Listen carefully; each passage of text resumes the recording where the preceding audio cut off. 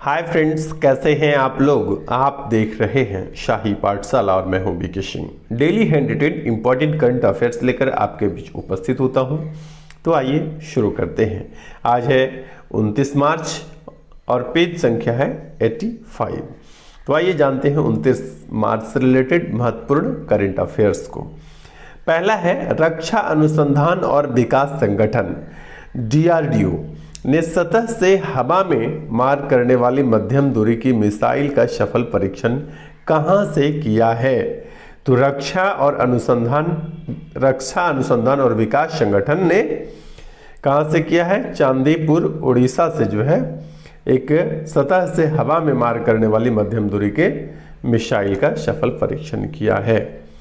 दूसरा प्रश्न है 27 मार्च को प्रत्येक वर्ष विश्व रंगमंच दिवस के रूप में मनाया जाता है और जो 2022 में विश्व रंगमंच दिवस जो है 27 मार्च को मनाया गया, यह रंगमंच दिवस का 60वां संस्करण था। और विश्व रंगमंच दिवस 2022 की थीम क्या है। तो 2022 की थीम है theatre and culture of peace. ठीक है, तो ये याद रखिएगा कि थीम क्या है। विश्व रंगमंच दिवस 27 मार्च को मनाते हैं और इसकी जो थीम है 2022 की theatre and culture of peace. आइए अगला है, तीसरा प्रश्न है ऑस्कर अवार्ड 2022 की सर्वश्रेष्ठ फिल्म जो है वो कौन सी है। तो CODA कोडा है। सर्वश्रेष्ठ अभिनेता कौन है। तो विल स्मिथ है। सर्वश्रेष्ठ अभिनेत्री कौन है। तो जेसिका चेस्टेन है। ये तीनों आप याद रखिएगा। सर्वश्रेष्ठ फिल्म कोडा को मिला है, CODA है। सर्वश्रेष्ठ अभिनेता विल स्मिथ है और सर्वश्रेष्ठ अभिनेत्री जेसिका चेस्टेन है। ठीक है, आइए चौथा प्रश्न है राष्ट्रीय सुपर कंप्यूटिंग मिशन के तहत IIT खड़गपुर द्वारा किस सुपर कंप्यूटर की स्थापना की गई है। यानी आपको यह बताना है कि सुपर कंप्यूटिंग मिशन के तहत जो है जो सुपर कंप्यूटर बनाया गया है IIT खड़गपुर के द्वारा, इसका नाम क्या दिया गया है। ठीक ना, तो इसका नाम दिया गया है परम शक्ति। तो यहाँ पर यह भी पूछा जा सकता है कि परम शक्ति का जो निर्माण जो है किस IIT कंपनी ने किया है या संस्थान ने किया है। तो IIT खड़गपुर ने किया है। ठीक है, और यह निर्माण जो है राष्ट्रीय कंप्यूटिंग मिशन के तहत किया गया है। अगला प्रश्न पांचवा है हाल ही में रक्षा अनुसंधान और विकास संगठन यानी DRDO द्वारा कॉर्नर शॉट वेपन सिस्टम विकसित किया गया है। क्या विकसित किया गया है। कॉर्नर शॉट वेपन सिस्टम विकसित किया गया है।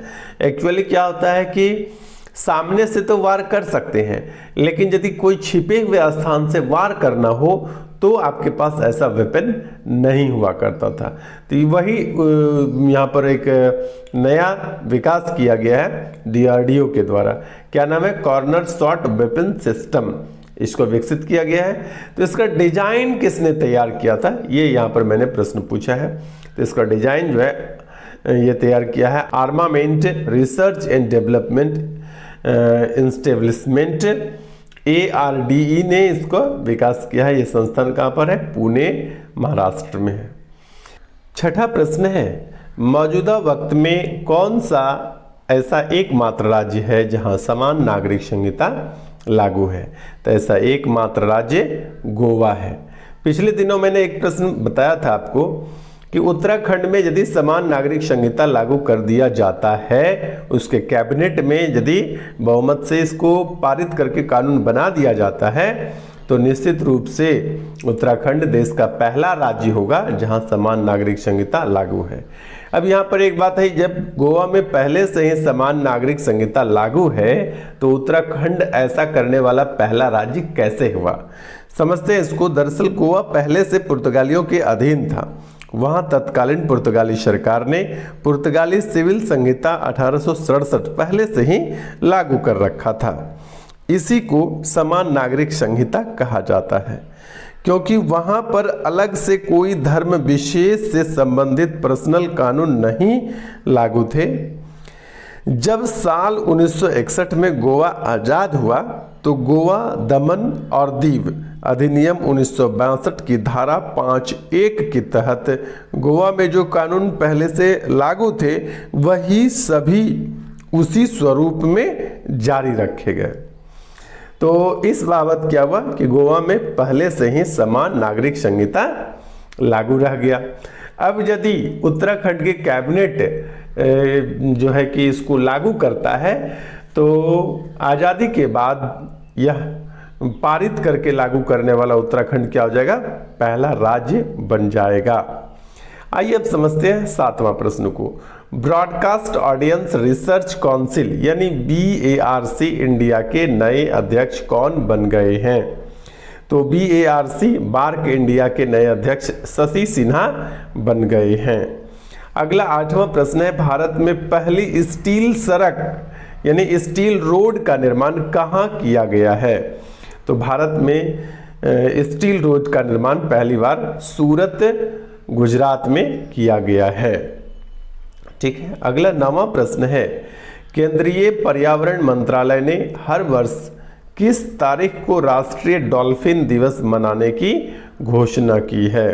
तो केंद्रीय पर्यावरण मंत्रालय ने हर वर्ष 5 अक्टूबर को राष्ट्रीय डॉल्फिन डे मनाने की घोषणा की है। ऐसा इसलिए किया गया क्योंकि डॉल्फिन के प्रति लोगों की जागरूकता बढ़ाने के लिए ऐसा किया गया है। डॉल्फिन जो है संकटापन्न रेड डाटा लिस्ट के श्रेणी में आ गया है, तो उसके बचाव रख रखाव को ध्यान में रखते हुए केंद्रीय पर्यावरण मंत्रालय ने 5 अक्टूबर को नेशनल डॉल्फिन डे राष्ट्रीय डॉल्फिन दिवस के रूप में मनाने की घोषणा की है। अगला 10वां प्रश्न है, भारत में पहली एल्यूमिनियम बॉडी वाली हल्की ट्रेन का उद्घाटन कहाँ किया गया है? तो भारत में पहली एल्यूमिनियम बॉडी वाली हल्की ट्रेन का उद्घाटन कोलकाता पश्चिम बंगाल में की गई है। अब नेक्स्ट है और आज का अंतिम करंट अफेयर्स है, भारतीय अभिनेता रणवीर सिंह को किस आइलैंड का ब्रांड एम्बेसडर बनाया गया है? तो राष्ट्रीय भारतीय अभिनेता रणवीर सिंह को यस आइलैंड, ये कहाँ पर है, अबू धाबी में है, यस आइलैंड का ब्रांड एम्बेसडर बनाया गया है। तो यहाँ पर यह प्रश्न भी हो सकता है कि यस आइलैंड जो अबू धाबी का एक आइलैंड है किस भारतीय अभिनेता को ब्रांड एम्बेसडर वहाँ का नियुक्त किया गया है? तो इसका सही उत्तर हो जाएगा रणवीर सिंह को। अब आइए चलते हैं आज के इतिहास में, और आज का इतिहास जो है बहुत ही रोचक है। आज है 29 मार्च और 29 मार्च 1857 को मंगल पांडे ने, जो 34वें रेजिमेंट के सिपाही थे, उन्होंने क्या किया कि अंग्रेजों के खिलाफ सिपाही विद्रोह की यहाँ पर से शुरुआत की थी। तो ये याद रखिएगा, आज का इतिहास आपके लिए बहुत महत्वपूर्ण है। आप यदि हमारे चैनल पर नए हैं तो चैनल को सब्सक्राइब कर दीजिए और वीडियो को लाइक कर दीजिए। आज के लिए इतना ही, बने रहिए शाही पाठशाला के साथ। धन्यवाद।